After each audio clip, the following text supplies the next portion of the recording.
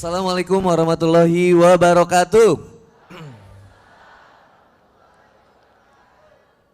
Alhamdulillahillazi anzala sakinata fi qulubil mu'minin liyazdadu imana ma'a imanihim. Asyhadu an la ilaha illallah wa rasuluh.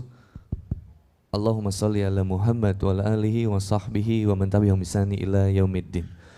Qala Allah ta'ala fi kitabil karim, a'udzubillahi minasyaitonir rajim. Ya ayyuhalladzina amanu taqullaha haqqa tuqatih wa la tamutunna illa wa antum muslimun. Alhamdulillah wa syukurillah. Bersyukur kepada Allah Subhanahu wa taala pada pagi hari ini, mudah-mudahan senantiasa kita dijadikan orang-orang yang dirindukan oleh Allah Subhanahu wa taala, yang senantiasa dinantikan oleh Allah Subhanahu wa taala di jannahnya insyaallah. Setiap langkah kaki kita menuju tempat ini mudah-mudahan Allah jadikan penggugur dosa, dan mudah-mudahan setiap langkah kaki kita senantiasa mengangkat derajat kita di hadapan Allah Subhanahu wa taala. Ibu-ibu dan bapak-bapak yang dirahmati oleh Allah Subhanahu wa taala, pada pagi hari ini apa tujuan kita sampai ke sini? Ada nggak di antara kita yang datang ke sini yang ngarep pengen dapetin jodoh? Jawab dengan jujur. Ada nggak? Ada nggak yang datang ke sini ngarepinnya cuman pengen ketemu Mas Mario, Mas Adrian atau artis-artis aja? Ada? Ada nggak yang datang ke sini cuman pengen ngarep konsumsinya? Ada nggak yang datang ke sini terhipnotis? Ada nggak?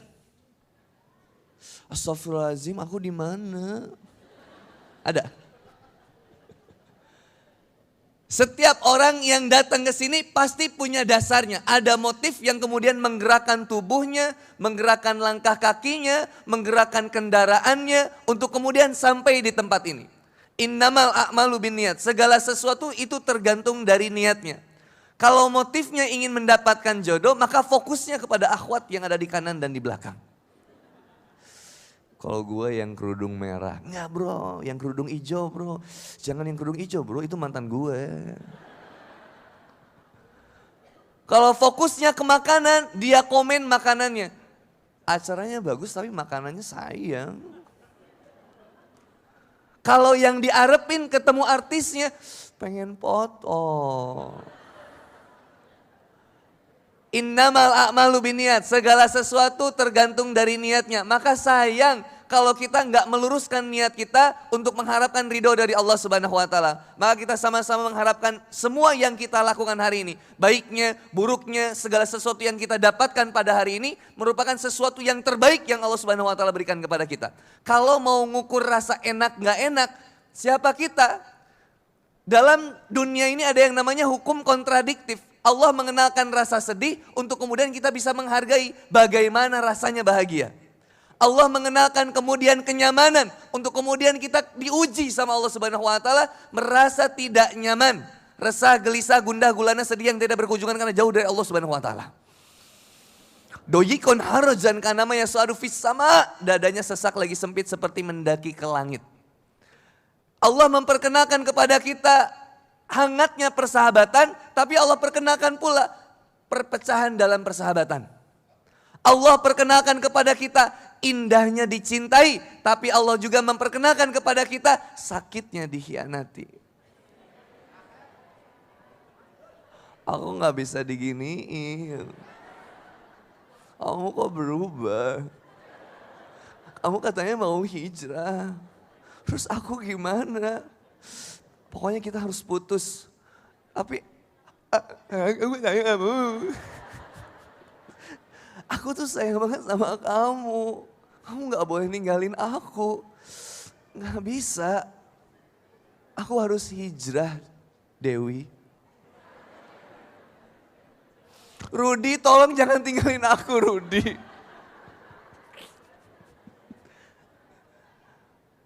Akhirnya kemudian Rudi hijrah. Dewi menyesali kesendirian. Dia terpuruk dalam kehinaan, rasa sakit hati yang begitu mendalam. Pernah sakit, tapi tak pernah sesakit ini. Terus Sakitnya luar biasa ketika dikhianati. Indahnya bunga mawar jangan dilihat dari bunganya saja. Merah, merona, indah bunganya. Tapi siapa yang kemudian berusaha untuk menggenggamnya begitu erat, maka tangannya akan terlukai.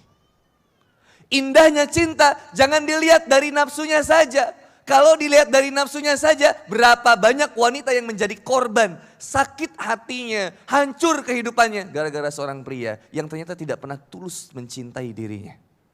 Data dari Komnas Perempuan tahun 2012 didapatkan data 259.150 kasus kekerasan terhadap wanita. 63%-nya KDRT, kekerasan dalam rumah tangga. Pertanyaannya, yang selalu jadi korban cewek atau cowok?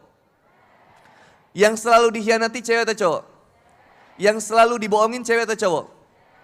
Yang selalu nyakitin cewek atau cowok? Yang selalu ngebohong cewek atau cowok? Yang selalu nyakitin cewek atau cowok? Sakit hati ini. Maka wanita tidak pernah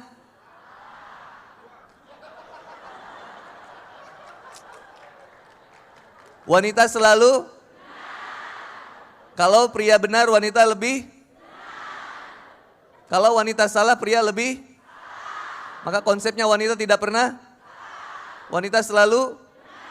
Ini yang menyebabkan neraka banyak sekali. Egois. Wanita lupa yang menjadi penyebab laki-laki melakukan tindakan kekerasan itu salah wanita juga. Jawab dengan jujur. Ketika suami istri makan bareng, kemudian suaminya bilang, sayang, malam ini kita mau makan di mana? Terus wanita akan jawab apa? Lalu akhirnya suaminya bilang, oh ya udah, kita gimana kalau kita makan steak aja sayang? Lalu kemudian wanitanya bilang apa? Nggak mau. Lalu suaminya bilang, ya udah, kalau gitu kita makan yang lain aja. Tapi kamu sebenarnya mau makan di mana? Maka wanita akan bilang, terus suaminya bilang, ya udah, kamu sebenarnya mau makan apa? Lalu wanita bakal bilang, pengen ngebacok nggak kira-kira?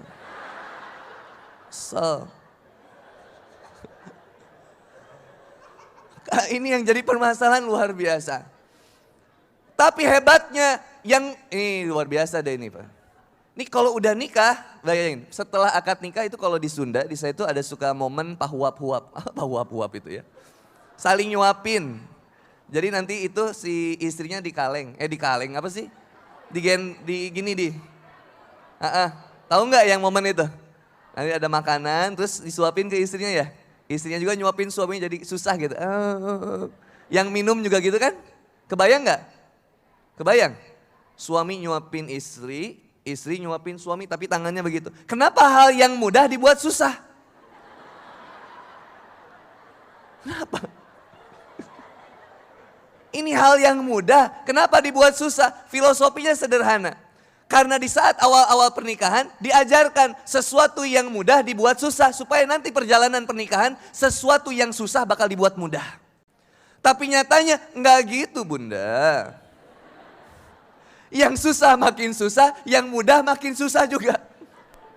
Maka tidak ada hal yang indah dalam rumah tangga akhirnya. Hancur kemudian, kecewa. Kenapa? Karena melihat bunga mawar hanya dari indah, merah, merona bunganya. Tapi tidak diperlihatkan batang yang penuh dengan durinya. Kisah alegoris yang mengumpamakan bahwa ada indah bunga mawar di pertamanan. Tapi ada yang menghinakan kaktus yang dengan sepenuh dirinya itu duri semuanya. Padahal dalam musim kemarau kaktus menahan air yang begitu banyak untuk kemudian dia sebarkan kepada yang lain. Berduri tubuhnya. Semuanya berduri, tapi besar kebermanfaatannya. Mawar, indah merona bunganya, tapi berduri batangnya. Siapa yang kemudian berusaha untuk menggenggamnya, pasti akan terluka. Berapa banyak wanita yang dihinakan, dikhianati, dibohongin. Dan dia menikmati itu semua. Karena apa? Dia terjebak dengan dunia pacarannya. Jujur, laki-laki ketika pacaran gak pernah serius untuk kemudian mengatakan cinta kepada seorang wanita. Yang dia kejar, birahi. Yang dia kejar, nafsunya aja. Maka data dari Komnas Perempuan mengatakan 2,3 sampai 2,4 juta wanita setiap tahunnya aborsi. 2,3 juta ini angka yang bukan kecil, ini besar banget. Dan terus meningkat, belum kemudian pelaku LGBT. Lesbian, gay, bisex, transgender. Lesbian penyuka sama jenis dari kalangan wanita. Gay penyuka sama jenis dari kalangan laki-laki. Bisex ke laki-laki oke, ke wanita oke. Kadang kalau Idul Adha ada domba oke. Bayangin coba. Transgender berpindah dari laki-laki menjadi wanita, wanita menjadi laki-laki.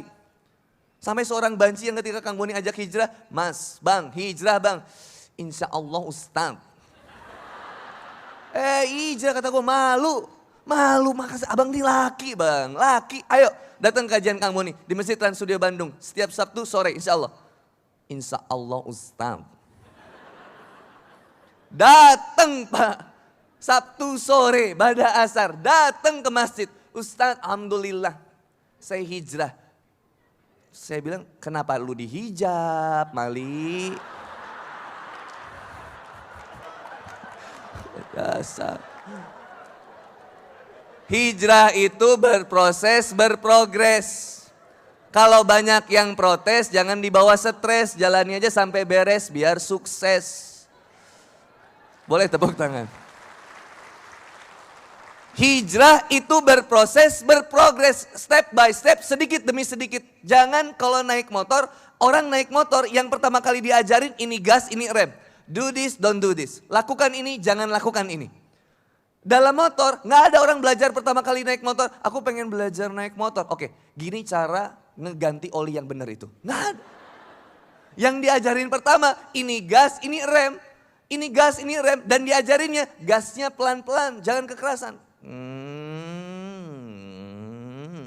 Dikenalkan, ini remnya, sengit, hati-hati. Dalam proses hijrah sama, kita pengen hijrah kepada Allah Subhanahu wa taala. Syaratnya dua, ada yang ditinggalkan dan ada yang dituju. Apa yang ditinggalkannya? Kemaksiatan. Apa yang ditujunya? Allah Subhanahu wa taala, ketaatan. Maka dalam proses hijrah, maka kita akan berprogres untuk kemudian meningkatkan kualitas hijrah kita. Bukan senantiasa berlaku baik, tapi bagaimana berlaku benar. Karena sesuatu yang baik belum tentu benar. Sesuatu yang benar sudah pasti baik. Orang kalau ngerasa benar, jadi salah. Orang yang merasa salah, jadi benar. Orang yang merasa suci, jadi berdosa. Orang yang merasa berdosa, jadi suci. Orang yang merasa bodoh, jadi pintar. Orang yang merasa pintar, jadi bodoh. Orang pintar, maaf jadi iklan. Minum kalau orang pintar itu, minum itu. Tapi yang lebih cerdas lagi, itu minum, apa Ustaz namanya itu Ustaz? Ala Nabi. Nanti bisa benda beli di depan. Yang covernya ada Dewi Sandra. Nanti yang versi laki-lakinya saya insya Allah.